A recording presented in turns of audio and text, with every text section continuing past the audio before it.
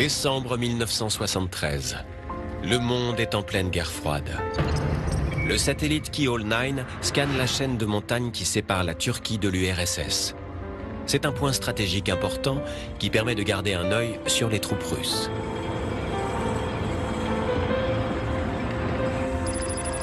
Les caméras embarquées prennent cette photo.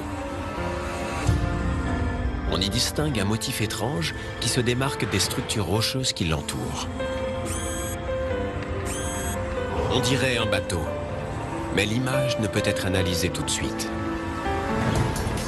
À l'époque, les images satellites n'en sont qu'à leur balbutiement et fonctionnent encore sur bande.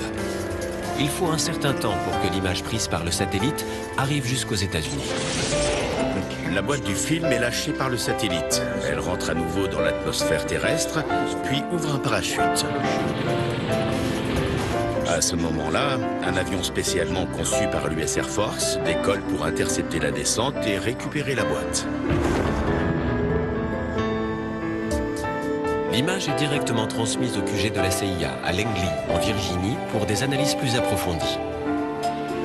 En résumé, ça consiste à rester le nez penché sur une photo pendant des heures et des heures pour comprendre ce qu'elle montre. L'expert qui analyse la photo identifie quelque chose au sommet de la montagne. Cette forme ressemble beaucoup à celle d'un bateau et c'est très intriguant.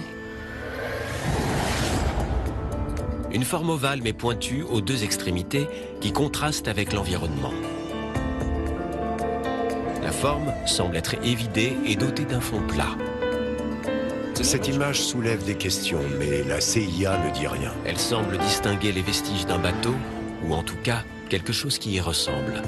Mais qu'est-ce qu'un bateau fait au sommet d'une montagne? Une embarcation échouée à plus de 5000 mètres d'altitude. Il faudrait une inondation de l'ordre du fantastique pour faire venir un bateau à cette altitude. Les déclarations les plus folles doivent toujours être soutenues par des preuves. Et où est la preuve de cette inondation? Mais si la CIA s'intéresse de près à cette découverte, c'est parce que l'endroit est important. C'est le mont Ararat, la chaîne de montagnes dont il est question dans l'Ancien Testament.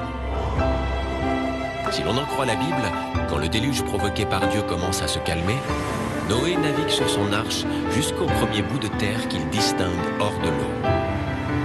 L'arche aurait donc jeté l'ancre au sommet d'une montagne et selon la Bible, il s'agirait du mont Ararat.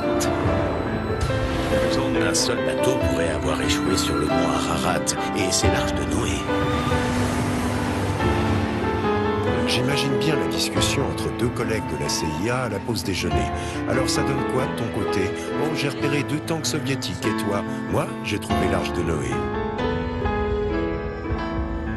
Après de nouvelles analyses plus poussées, une nouvelle découverte a été faite.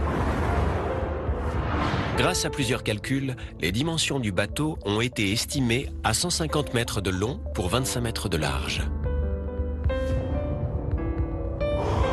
Et d'après la Bible, lorsque Dieu ordonne à Noé de construire l'arche, il précise les dimensions.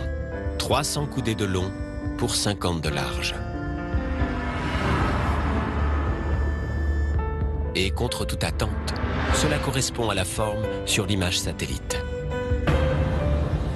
Le problème, c'est que les caméras satellites de la CIA ne permettent pas de haute résolution. Une question reste donc sans réponse. Il n'y a aucun moyen de déterminer s'il s'agit d'une formation géologique ou si la matière de cette forme pourrait être en bois. Qu'est-ce que ça pourrait être? Plein de choses. Une chose de cette taille, avec ses courbures bien dessinées et sa forme très équivoque, ça peut très bien être des rochers, de la glace ou même une combinaison des deux. Certains documents aujourd'hui rendus publics montrent bien que l'enquête de la CIA était très sérieuse.